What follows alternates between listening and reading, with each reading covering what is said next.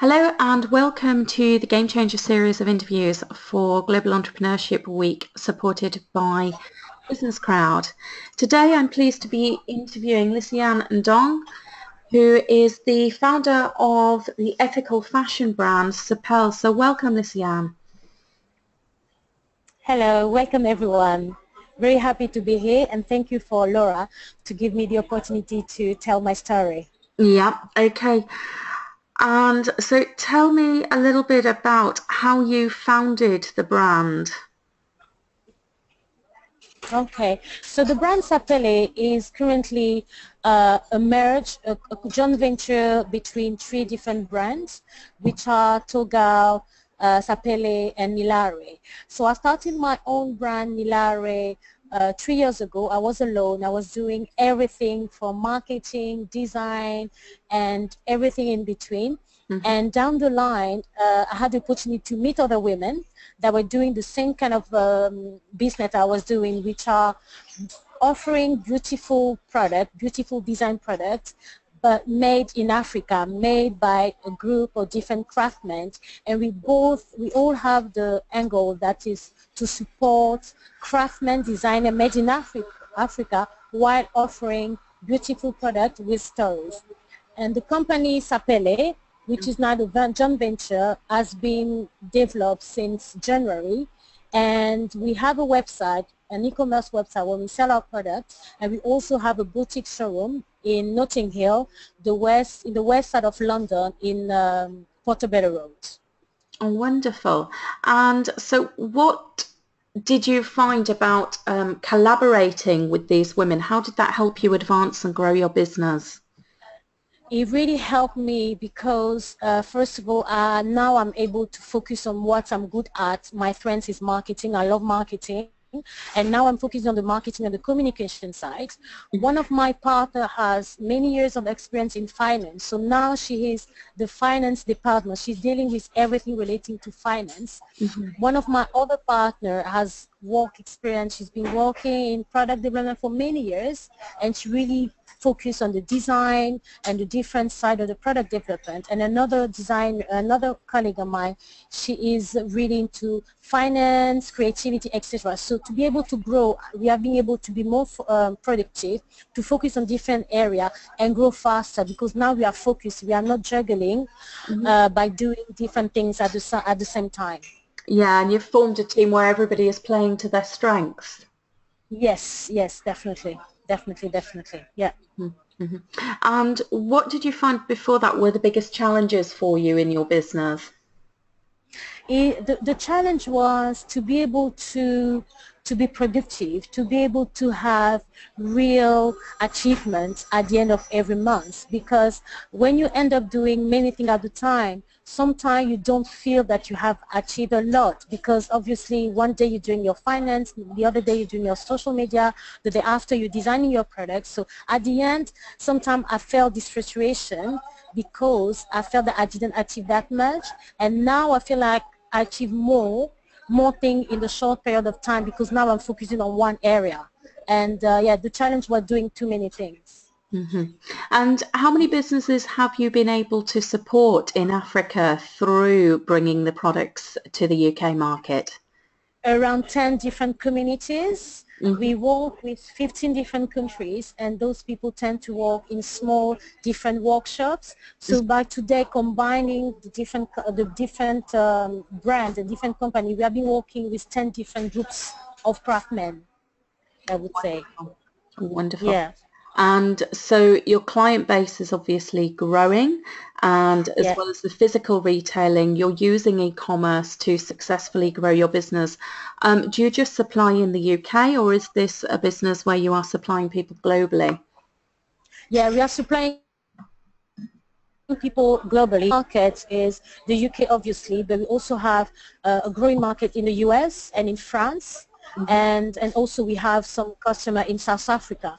So that's the top market, and we also supply in Canada. That's interestingly. So it's really global, and what we want to do is now to really make sure that we have a growing market between all those different countries. Mm-hmm. Yeah. And obviously with the ethical side of your business and the brand, tell us about why you chose to focus on that and how it's helped you differentiate from your competitors. So we have decided to work on that because first of all, I'm from Africa and I'm originally from Africa and I've been in Europe for many years. I'm originally from France and now I've been in London for 10 years and I always felt the need to give back in terms of knowledge, to give back in terms of the skill that I get in the UK, in Europe, I would say. So for me, it was natural to have a business that allowed me to give back, and for me giving back with this business is to provide them jobs, and I think everybody just needs jobs. People need business partner that can help them get jobs. So for me, when I grow my customer database in the UK, this means that I order more products and I help the people based in Africa. And also the ethical part is very, very important because nowadays people want products that have stories. They want to feel, they want to know that there is a human touch behind the product. They want to be able to have the picture of the person who created the product, and they really want something unique. Even though the product, when you look at the product, they look similar, but when people touch one of my elephant, for example, they know that it's different from the one next to it. So people need this personal touch on the product, and it really helps a lot. Wonderful, wonderful. And tell me how that influences your decisions with partners that you work with, particularly in the supply chain and distribution side as you're distributing globally. So I took this decision.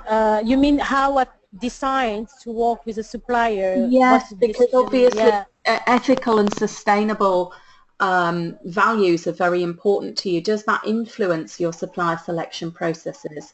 Mm-hmm. So first of all, there is one part which we implement is security. I want to make sure that the people that are working for us are safe.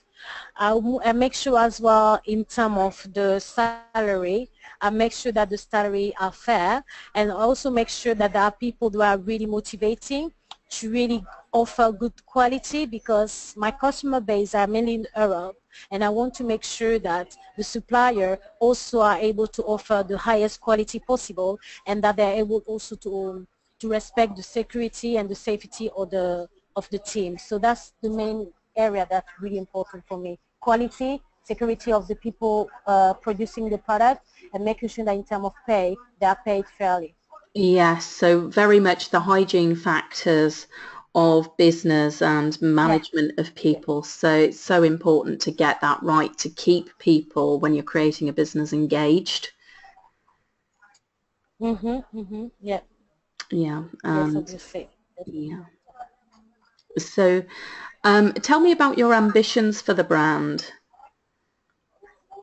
So our ambition for the brand is to be the journalists of African design. We want to be this brand that offer fashion, home decor, gift with the African theme, with product that you don't find on the high street. And we would like to be able to really have a customer base all over the world, and making sure that we still keep our ethical element, and we also make sure that we keep improving ourselves in terms of design, in terms of customer service, and we know that we could achieve it if we keep working very hard. And we are lucky as well because in our team we're from different countries. I'm from France, another one is from other parts of the UK, and also other parts of Africa. So we already have a strong network that would allow us to really grow quickly globally. Hmm. Hmm. And how important is it for you with the marketing? As you say, you really focus on the marketing side of the business. What are your main routes to market that you use? So the main route to market, we really focus a lot on the e-commerce side, and on the e-commerce side, our strongest really the email, because with the email we are really able to get into the customer mind. We are really able to really develop a closer relationship by being on people inbox. And also we also do a lot of events. We do a lot of events outside our showroom to meet other people, to create brand awareness. And also we are also very active on social media. That's the main, I would say the main channel that we are really focusing on. Mm-hmm. or among other kind of channel that we're using. Yeah. It sounds very, very exciting. So where have your products been featured? What's been the biggest successes for you recently? We recently we did focus on Blogger, so we focus on Blogger.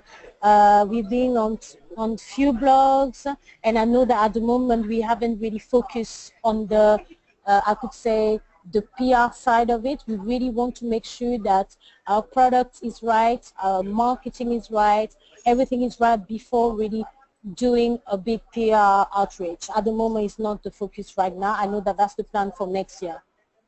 That's really good to hear. That's really good to hear. Yeah. And so in terms of direct employees, how many people have you been able to directly employ? So directly info, we are not, so we are four business partner, and then we work with freelancer. We work with a lot of freelancer because at the moment we are not able to employ people full time, so we take contractors and freelancer at the moment outside the main founders. Mm. Again, with that, a lot of people are now using freelancing and outsourcing to grow businesses using a flexible resourcing model. How do you, again, make sure that the candidates that are working with you are the right people and the right fit for your brand?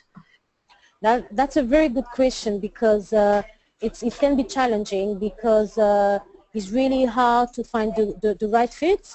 Mm-hmm. And the way we approach it is we really do interviews. We do interview the people. We do usually do 1 month trial.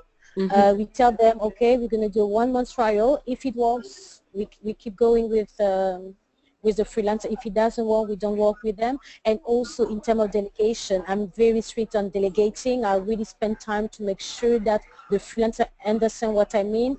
I'm really a system person, so I tend to create systems for the freelancer so that he understands from A to B what are the different stages to really achieve the goals that we want them to achieve, and also a communication. For example, what we tend to do, we tend to communicate with them all the time, even though that we tend to be remote, like we use the different platform like Slack, sometimes WhatsApp, email. So we really want to make sure that we communicate all the time so that we feel like we are part of the same team, and I think that's really important.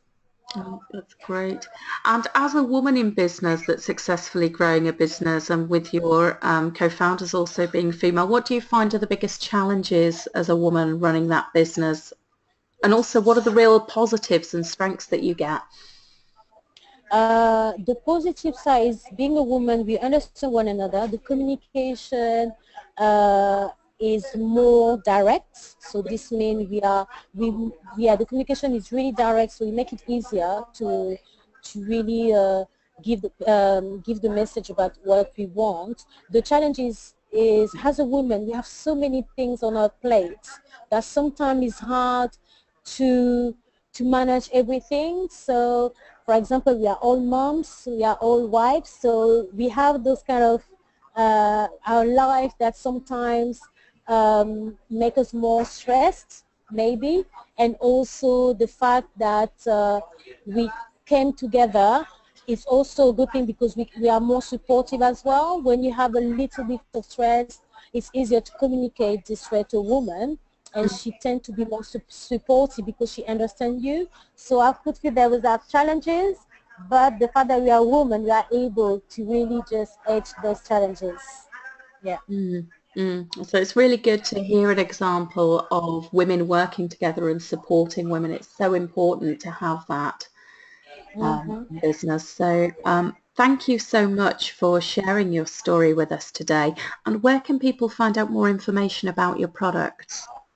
So you can find our products on our website, sapele.com. Sapele is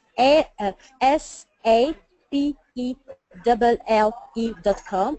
And we also have a showroom in Portobello Road. It's in West London, Notting Hill. And on the website, you could have access to of our address. Mm-hmm. Yeah. Wonderful, and we'll make sure that those links are shared with the interview when people are watching. So thank you so much for your time today. It's been a pleasure speaking with you.